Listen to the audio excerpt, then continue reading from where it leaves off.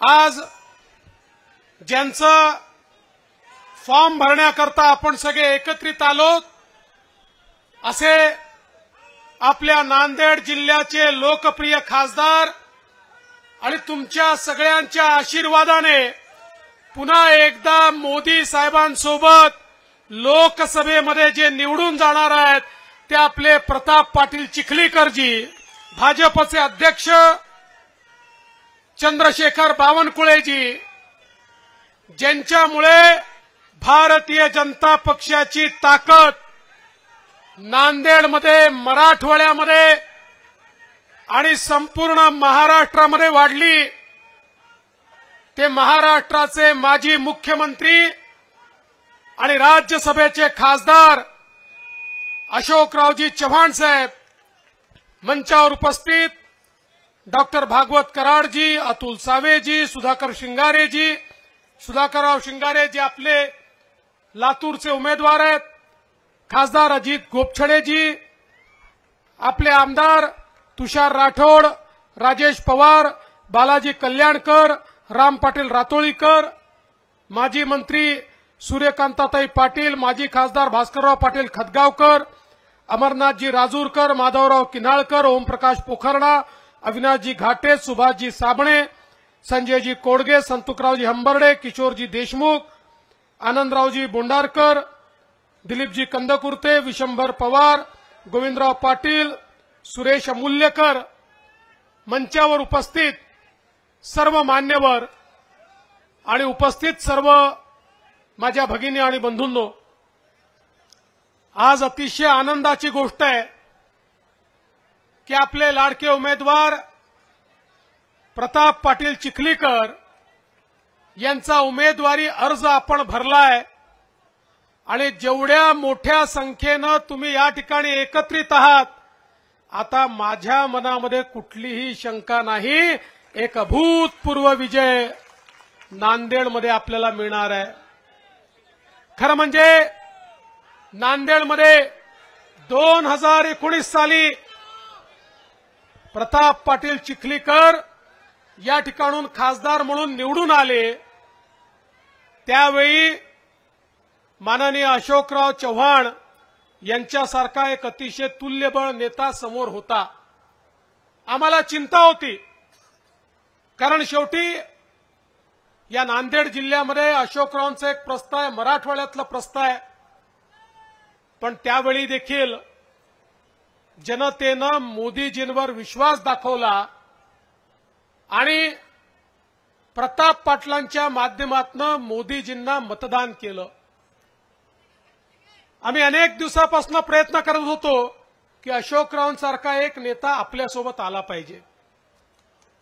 अशोकरावांचं आणि आमचं अनेक वर्षाची आमची त्या ठिकाणी संबंध आहेत, वेगवेगळ्या पक्षात राहिलो, अनेक वेळा टीका केली, पण एक गोष्ट मला या ठिकाणी प्रामाणिकपणे सांगितली पाहिजे, ज्यावेळी मी समृद्धी महामार्गाची संकल्पना मांडली, अनेक काँग्रेसचे नेते, त्यावेळच्या राष्ट्रवादीचे नेते हे माझ्यावर टीका करायचे, उद्धव ठाकरेजी सोबत असून टीका करायचे, हा रस्ता होऊ शकत नाही, याची आवश्यकता नाही, पण त्याही वेळी काँग्रेसमध्ये असून देखील अशोकराव चव्हाणांनी सांगितलं समृद्धी महामार्गासारखा महामार्ग झाला पाहिजे, यांनी विदर्भ आणि मराठवाड्याचा विकास होईल। आणि महामार्ग होत असताना मध्यंतरीच्या काळात जेव्हा सरकार आलं त्यावेळी हा महामार्ग नांदेडशी जुडला पाहिजे, ही संकल्पना देखील अशोकरावांनी मांडली। सरकार गेलं, पण आम्ही ती संकल्पना उचलून धरली आणि आज ते देखील सोबत आहेत आणि नांदेडला देखील आपण समृद्धी महामार्गाशी आज जोडतो। मला या गोष्टीचा आनंद आहे की ज्यांना राजकारणापेक्षा विकास महत्वाचा वाटतो असे अशोकराव चव्हाण आता सोबत आले आहेत।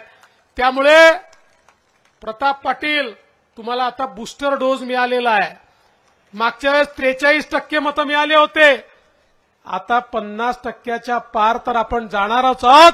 किती पार जाणार आहोत या सगळ्यांनी मिळून ठरवायचं आहे, कारण आता आपली वज्रमूठ एकत्रित झालेली आहे, सगळ्या ताकदी एकसाथ आल्या आहेत, सगळ्या शक्ती संघटित झाल्या आहेत आणि मोदी साहेबांसारखं नेतृत्व आहे.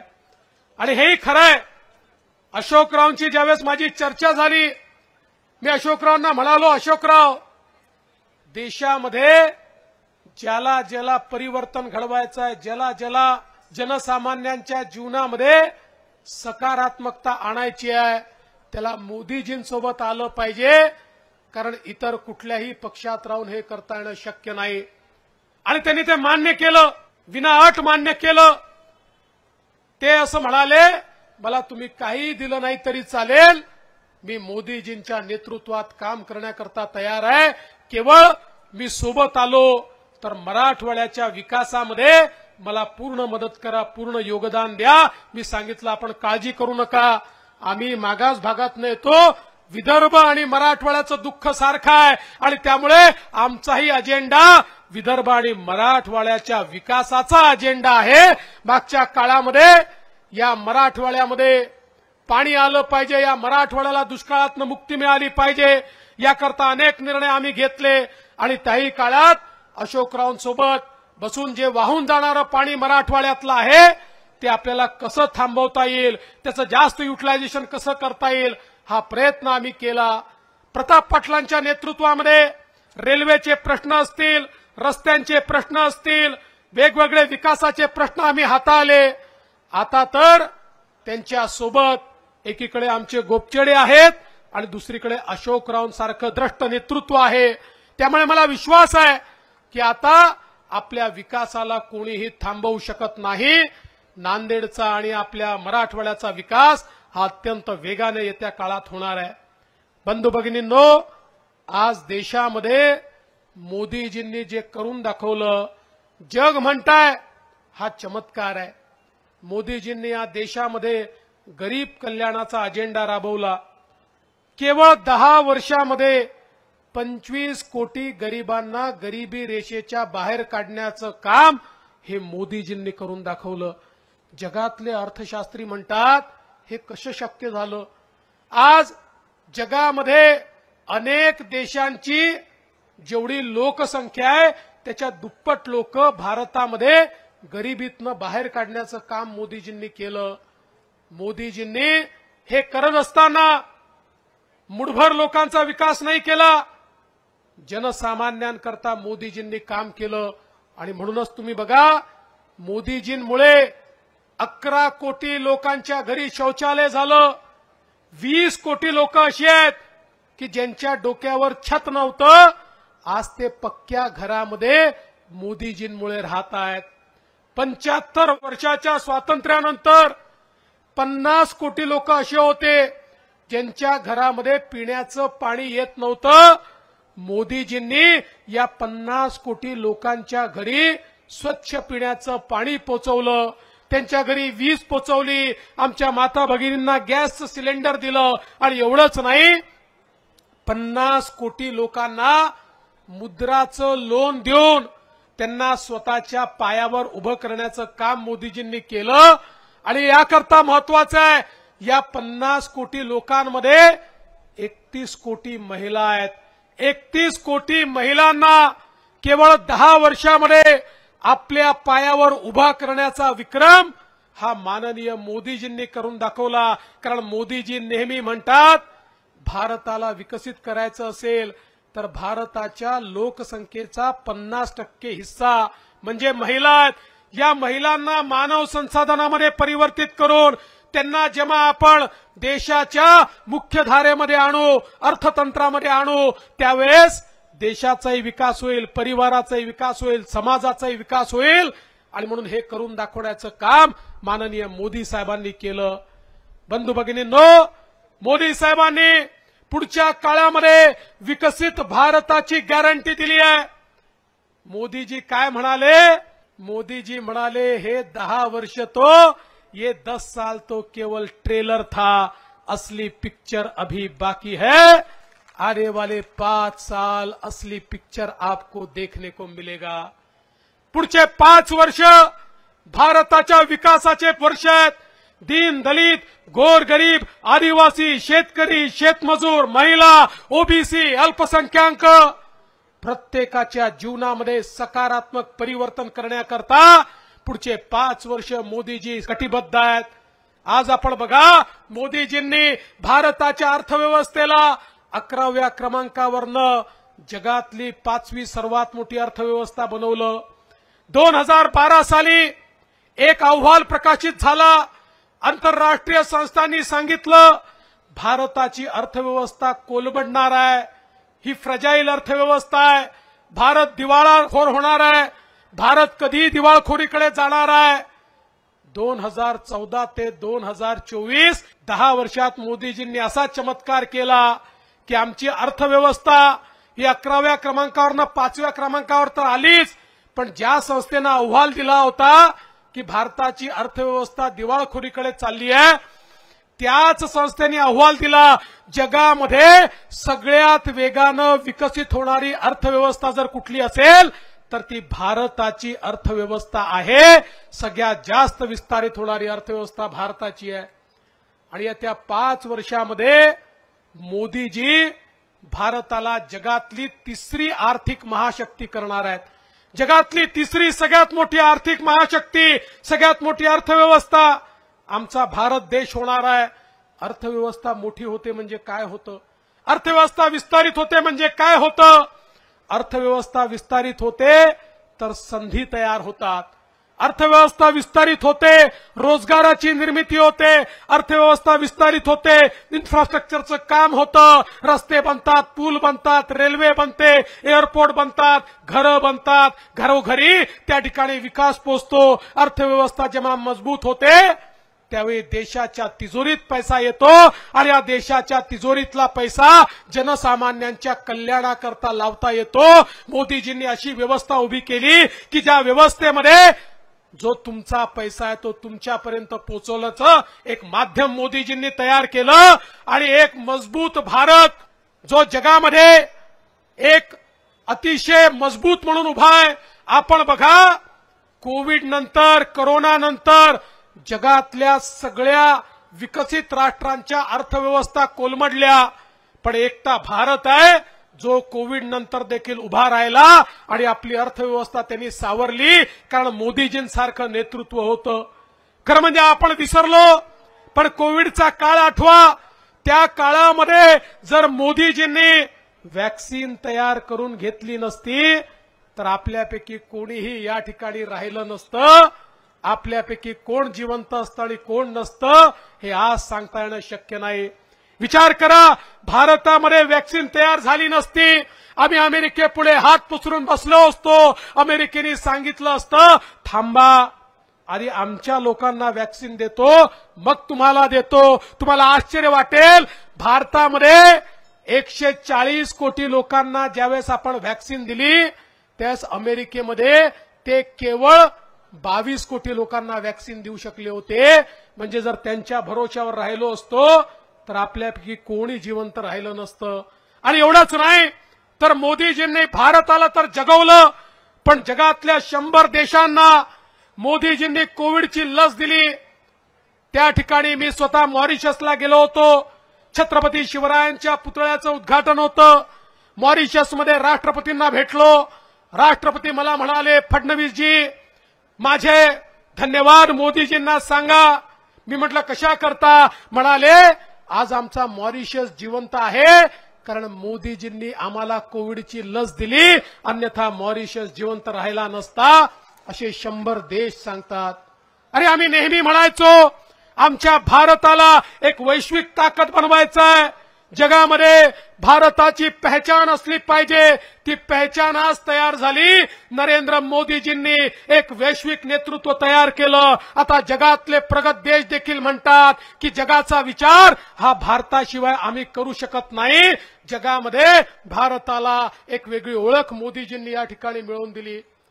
आज ज्या भारतामध्ये आपण संपूर्ण दारुगोळा, संपूर्ण शस्त्रास्त्र हे विदेशातनं इम्पोर्ट करत होतो, एखाद्या देशाने आपल्यावर चढाई केली आणि आपल्याला जर विदेशातल्या देशांनी सांगितलं की तुम्हाला दारुगोळा देणार नाही तर बंदुकीची गोळी चालवणं देखील कठीण होतं, अशा प्रकारची स्थिती होती।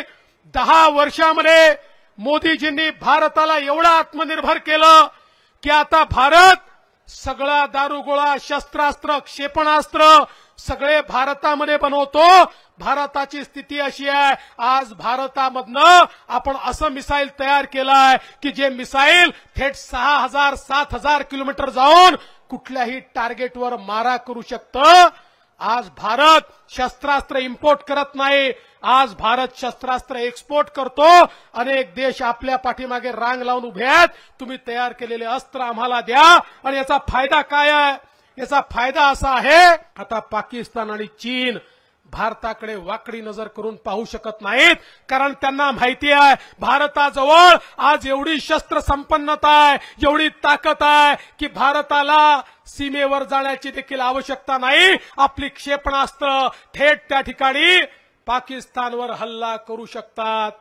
भारत शांतीचा संदेश देतो. आम्ही कधी युद्ध करत नाही, पण शांतीचा संदेश हा कायर देऊ शकत नाही. शांतीचा संदेश शक्तिशाली माणूसच देऊ शकतो. ज्याच्याकडे शक्ती आहे तोच केवळ शांतीची बात करू शकतो. आणि ती परिस्थिती आज भारताची मोदीजींनी करून दाखवली आहे. आणि म्हणून बंधू भगिनींनो, एक मजबूत भारत, एक मजबूत अर्थव्यवस्था, एक मजबूत अशा प्रकारचं सुरक्षा कवच आणि त्यासोबत जगाच्या पाठीवर चंद्रावर यान उतरवण्याचं काम देखील भारताने केलं. चंद्राच्या दक्षिण ध्रुवावर कोणी यान उतरवू शकलं नव्हतं, ते भारताने केलं. आणि सूर्याला देखील गवसणी घालण्याचं काम हे भारताने करून दाखवलं. जग आज अचंबित आहे, भारत हे कसा करू शकतो आहे. म्हणजे एकीकडे गरिबाचं कल्याण करताना जगाच्या पाठीवर भारत प्रगती देखील करतोय. आणि आता तर मोदीजींनी या ठिकाणी सूर्यघर सारखी योजना आणली आहे. पहिल्या टप्प्यामध्ये 1 कोटी लोकांच्या घरावर सौर ऊर्जेची उपकरणं बसणार आहेत. हळूहळू सगळ्यांच्याच घरावर बसणार आहेत. आणि ही सौर ऊर्जेची उपकरणं बसल्यानंतर प्रत्येकाला 300 युनिट वीज ही फ्री मिळणार आहे, मोफत मिळणार आहे. मोदीजींनी ठरवलंय सूर्य उपासना करायची, पण त्या सूर्य उपासनेच्या माध्यमातून प्रत्येक गरीबाला मोफत वीज मिळाली पाहिजे. याकरता सूर्यघर सारखी योजना आणून त्या ठिकाणी आपलं विजेचं बिल संपवण्याचं काम येत्या काळामध्ये मोदीजी करणार आहेत. आणि मोदीजींकडूनच प्रेरणा घेऊन आम्ही सौर कृषी वाहिनी योजना या ठिकाणी आणली. येत्या 1.5 ते 2 वर्षामध्ये महाराष्ट्रातल्या प्रत्येक शेतकऱ्याला दिवसा 12 तास वीज ही आम्ही देण्याचा निर्णय त्या ठिकाणी केलेला आहे. 9000 मेगावॅटचे त्या ठिकाणी एलओए देऊन त्याचं काम सुरू केलं आहे. अजून 6000 मेगावॅटचे एलओए आम्ही देतोय. आणि महाराष्ट्रातल्या प्रत्येक शेतकऱ्याला दिवसा 12 तास अखंडित वीज मोदीजींच्या नेतृत्वामध्ये देणारा महाराष्ट्र हे पहिलं राज्य असणार आहे. खरं म्हणजे दीन दलित गोरगरीब आदिवासी शेतकरी शेतमजूर ओबीसी अल्पसंख्याक मराठा समाज लिंगायत समाज सगळ्या समाजाच्या पाठीशी उभा राहणारा पक्ष हा भारतीय जनता पक्ष आहे. आणि म्हणून मी तुम्हाला एवढंच सांगण्याकरता आलो आहे, ग्रामपंचायतची निवडणूक नाही, नगरपालिकेची नाही, महानगरपालिकेची नाही, जिल्हा परिषदेची नाही, ही निवडणूक राज्याची नाही, ही निवडणूक देशाचा नेता निवडण्याची निवडणूक आहे. 2च पार्ट्या आहेत, 2 खेमे आहेत, 2 खेमे. एक खेमा ज्या खेम्यामध्ये निवडून आलेला खासदार हा मोदीजींना नेता मानणार आहे, त्यांना निवडून देणार आहे, त्यांना प्रधानमंत्री बनवणार आहे. आणि दुसऱ्या खेम्यात जो निवडून येणार आहे तो राहुल गांधींना त्या ठिकाणी पंतप्रधान बनवणार आहे. अर्थात त्यांचे आपण 400 पार जाणार, ते 40 पार जाणार की नाही मला माहिती नाही, पण 2च खेमे आहेत. त्यामुळे प्रताप पाटील चिखलीकरांना दिलेलं वोट हे प्रताप पाटलांना वोट नाही आहे, हे मोदीजींना दिलेलं वोट आहे. या देशाच्या कणखर प्रधानमंत्र्यांना दिलेलं वोट आहे, ज्या प्रधानमंत्र्यांनी 2047चा विकसित भारत करण्याची गॅरंटी दिली आहे. आणि मोदीजींची गॅरंटी म्हणजे गॅरंटीची गॅरंटी आहे. तुमच्या आमच्या जीवनामध्ये एक सकारात्मक परिवर्तन मोदीजींच्या माध्यमातून या ठिकाणी होणार आहे. बंधू भगिनींनो, कमळाचं बटन हे मोदीजींच्या विकासाचं बटन आहे. कमळाचं बटन हे येणाऱ्या पिढ्यांच्या विकासाचं बटन आहे. कमळाचं बटन आपल्या जीवनामध्ये सकारात्मक परिवर्तन घडवणारं बटन आहे. आणि म्हणून तुम्हाला विनंती करण्याकरता आलो आहे, आता या ठिकाणी प्रताप पाटलांच्या कमळाचं बटन आपल्याला दाबायचं आहे आणि हे दाबत असताना नांदेडवर या ठिकाणी मी नांदेडकरांना विनंती करण्याकरता आलो आहे। हा मंच बघा केवढा भारी मंच आहे। आता हे सगळे नेते या मंचावर आल्यानंतर उरलेले राहिले कोण? कोणीच नाही। त्याच्यामुळे जे राहिले त्यांचाही सन्मान करून सांगतो, आता हे सगळे नेते एकत्रित आल्यानंतर विकासापासून आपल्याला कोणी थांबवू शकत नाही आणि म्हणून आपण सगळ्यांनी प्रताप पाटलांना आशीर्वाद द्यावा एवढीच विनंती करतो आणि माझं बोलणं संपवतो। जय हिंद, जय महाराष्ट्र।